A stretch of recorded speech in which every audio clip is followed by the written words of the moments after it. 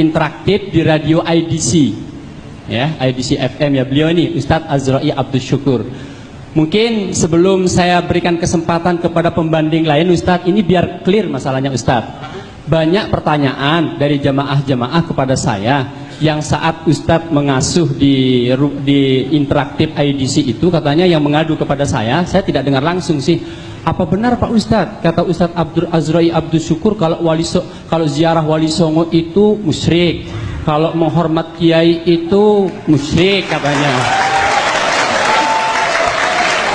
Lah, ini biar clear, mumpung ada narasumbernya langsung, ya, jadi biar clear. Oke. Saya persilakan Ustadz untuk menyampaikan apa benar atau tidak. Sehingga mohon maaf, ini kita di dalam masjid ya, kita cukup bertakbir, mungkin hanya sekedar klarifikasi biar tidak terjadi suudzon di antara umat Islam. Karena pengaduan begitu banyak kepada saya, betapa banyaknya yang memberikan tanggapan miring terhadap jamaah yang melakukan ziarah Wali Songo, kemudian ziarah kubur dan lain sebagainya. Silakan Ustadz sebelum saya berikan kesempatan banding lain. Mohon maaf apabila nanti jawaban saya tidak memuaskan, silakan puaskan diri sendiri. Bahwa surga dan neraka milik Allah, betul? Apakah Wali Songo yang memasukkan kita ke surga atau mengeluarkan kita dari neraka? Tidak. Nah, adapun kita mohon beliau dapat mendoakan kita, itu tadi hadisnya sudah disampaikan oleh Ustaz, itu atas rahmat Allah. Apabila memang sahih hadisnya, kenapa kita harus tolak ya? Tetapi kalau hadisnya memang palsu, ya kita harus klarifikasi. Tapi yang jelas, yang memasukkan ke surga, mengeluarkan kita dari neraka bukan Wali Songo. Sahih? Tapi Allah itu juga rahmatnya, bukan amal kita. Rasul bersabda, bukanlah seorang itu masuk surga karena amalnya, tetapi karena rahmat Allah. Bagaimana engkau ya Rasulullah? Iya, walaupun saya, tapi rahmat Allah. Meragukan? Kalau meragukan silakan cari keyakinan sendiri. Mohon maaf atas jawaban saya.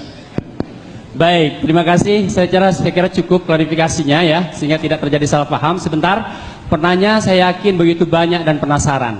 Namun mohon maaf, saya ada amanat dari panitia untuk lebih memprioritaskan kepada pembanding yang memang sengaja diundang secara khusus. Selebih daripada itu, saya persilahkan nanti kepada jamaah yang lain. Saya panggil kepada para undangan yang ada di depan. Enggak apa-apa, tetap di sini Ustaz. Ya, enggak apa-apa kok. Ya. Saya bacakan para pembanding yang diundang oleh panitia ya. Saya mohon untuk bisa ke depan. Yang mewakili dari MUI Kota Balikpapan, kemudian dari Pondok Pesantren Subulis Salam, dari Pondok Pesantren Syekhona Khalil, dari Pondok Pesantren Arsyad Al-Banjari, dari Pondok Pesantren Ibnul Qayyim 5 km 5, dari pengurus cabang Nahdlatul Ulama, kemudian yang mewakili dari Hizbut Tahrir Indonesia, yang mewakili dari Sekolah Tinggi Agama Islam Ibnu Khaldun, kemudian Ustadz Sauki, kemudian jamaah tabligh, pimpinan majelis dzikir dan tahlil, serta yang mewakili dari Hidayatullah. Kepada beliau-beliau yang sengaja diundang oleh panitia untuk menjadi pembanding, saya harap untuk bisa naik ke depan untuk memberikan tanggapannya. Selebihnya akan kami berikan kesempatan kepada para jamaah yang lainnya. Kami persilakan ke depan. Baik, ada? Baik. Sambil menunggu mungkin beliau-beliau yang diundang ini masih menuju proses perjalanan ke depan ke atas panggung, kami persilahkan mungkin sebelum saya buka penanya kepada yang lain, mungkin ada yang ingin disampaikan oleh Ustadz Idrus. Terima kasih. Kalau mendengarkan jawaban beliau barusan, tadi beliau mengatakan kalau memang beristighatsah dan bertawassul itu ada hadisnya dan sahih, kita terima. Kan begitu Ustadz ya? Karena itu ajaran Rasulullah. Kita ini kan hanya pengikut, bukan pembuat ajaran. Jadi intinya kalau saya simpulkan, beliau menganggap istighatsah dan tawassul itu boleh. Betul Ustadz? Betul. Istighatsah dan tawassul itu boleh karena hadisnya sahih. Tadi sudah saya tampilkan dengan slide kitab aslinya. hadisnya sahih. Bagaimana Ustaz? Setuju Ustaz? Apa tapinya? Baik, kepada jamaah, mohon maaf, saya potong sebentar.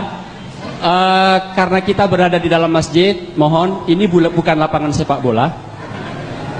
Ya, mohon untuk ditahan, untuk tidak tepuk tangan, biar ada bedanya antara ustadz dengan pemain sepak bola. Baik, terima kasih. Silakan dilanjutkan Ustadz. Jadi katanya beliau, kalau memang ajaran istighatsah dan tawassul itu ajaran Rasulullah, para sahabat dan ahli hadis, kita ikuti. Cuman katanya beliau ada tapinya. Padahal tadi hadisnya saya kira semuanya sudah melihat ya. Hadisnya sahih. Itu kitab aslinya. Yang saya tampilkan kitab aslinya. Kemudian yang kedua, ketika beliau diklarifikasi oleh saudara moderator, orang yang ziarah Wali Songo, beliau katanya mengatakan musyrik. Ternyata barusan beliau tidak menjawab. Jawabannya mungkin beliau masih berpikir atau mencari dalil yang kuat. Kalau memang masih mencari dalil yang kuat, berarti beliau kemarin mengatakan musyrik, itu berarti berfatwa tanpa dalil. Entah bagaimana, saya kira beliau lebih tahu tentang maksud beliau. Silahkan Ustaz. Baik, yang saya maksud tadi, apakah surga milik Wali Songo atau bukan? Sudah dijawab, bukan, itu milik Allah. Yang mengeluarkan dan memasukkan kita dari surga atau neraka juga Allah, memasukkan kita rahmatnya Allah Subhanahu wa taala. Jadi bukan milik Wali Songo. Kalau kita meminta, mendoakan kepada beliau, kalau memang ada hadisnya bahwa orang, kalau Nabi kan ada tadi, kalau Wali Songo itu ada hadisnya, boleh kita turut. Nah, tetapi seperti Rasulullah tadi disuruh memanggil nama beliau, ada hadisnya. Nah, kan gitu. Jadi saya menjawab, selama itu ada hadisnya, Al-Quran dan hadisnya sahih, tidak musyrik. Nah, tetapi kalau ada hadisnya, tidak ada hadisnya, saya kembalikan kepada Allah. Saya tidak boleh menuduh dengan lisan saya saudara saya sebagai kafir dan musyrik. Oke, sebentar. Mungkin ada pertanyaan yang penasaran Ustaz, wakili dari teman-teman. Apakah orang yang ziarah Wali Songo, ziarah kepada makam-makam para wali itu dihukumi syirik atau tidak? Ziarah, Rasulullah telah bersabda, kuntu nahaitukum an ziyaratil qabri. Saya pernah melarang kalian berziarah kepada kubur. Ala fazuruha fa innaha tadhkiratul lil maut. Sekarang boleh kamu ziarah, karena ziarah itu adalah mengingatkan kita kepada mati. Jadi boleh. Oke, saya rasa sudah cukup apa yang disampaikan oleh Ustadz Azra'i Abdul Syukur. Mudah-mudahan apa yang beliau sampaikan hari ini begitu juga disampaikan ketika acara-acara siaran dimanapun. Saya khawatir ketika di sini beliau bisa memberikan penjelasan seperti itu, tapi ketika di forum-forum lain kemudian memberikan penjelasan lain, jangan sampai ada dusta di antara kita. Baik, silakan Ustadz Idris. Jangan ada sampai ada dusta di antara kita.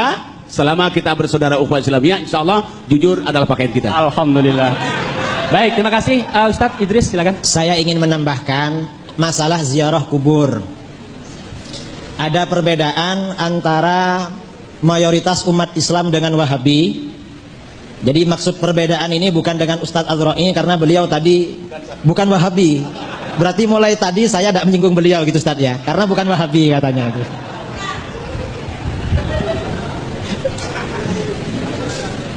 Ziarah kubur ada beberapa tujuan dalam ziarah kubur. Yang pertama, orang berziarah kubur karena untuk mendoakan yang ada di makam itu.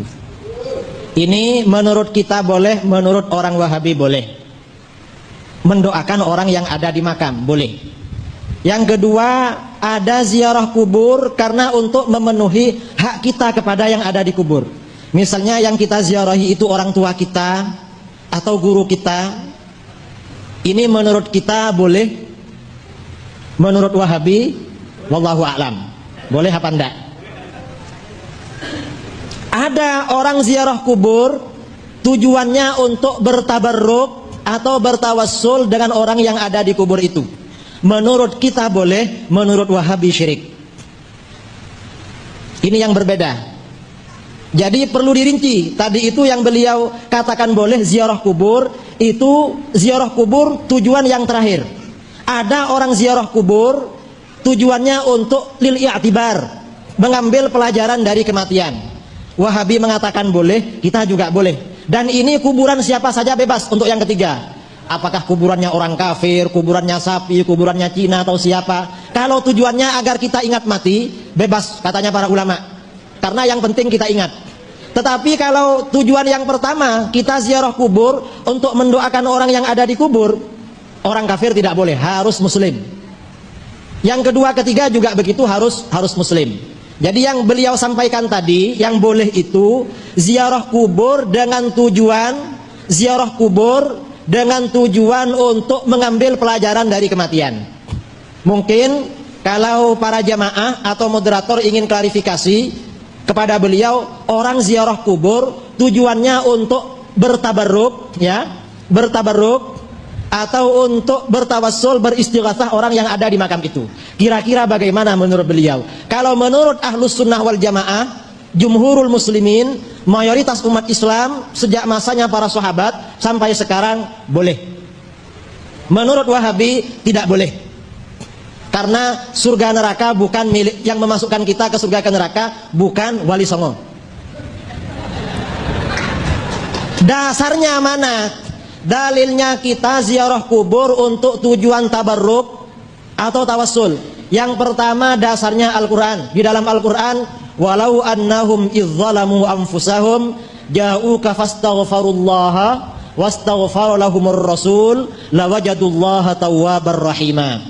Seandainya apabila orang-orang beriman itu ketika mereka melakukan kezaliman terhadap dirinya sendiri, lalu mereka datang kepadamu Muhammad, lalu mereka beristighfar kepada Allah dan Rasul telah memintakan istighfar pada mereka, maka mereka akan menemukan Allah Maha Penerima Taubat, Allah juga Maha Penyayang.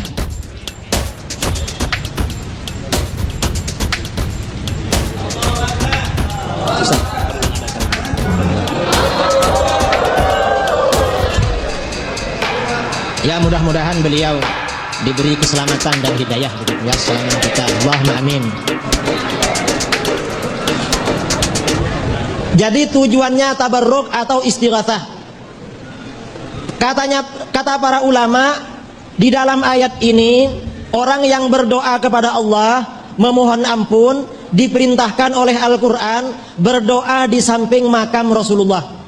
Apa tujuannya berdoa di samping makam Rasulullah? Tentunya tujuannya bertabarruk dengan Rasulullah yang ada di makam itu. Lalu bagaimana dengan orang-orang soleh yang bukan Rasulullah? Orang-orang soleh yang bukan Rasulullah dikiaskan dengan Rasulullah karena kesolehan mereka. Biasanya orang-orang Wahabi itu tidak mau pakai dalil kias.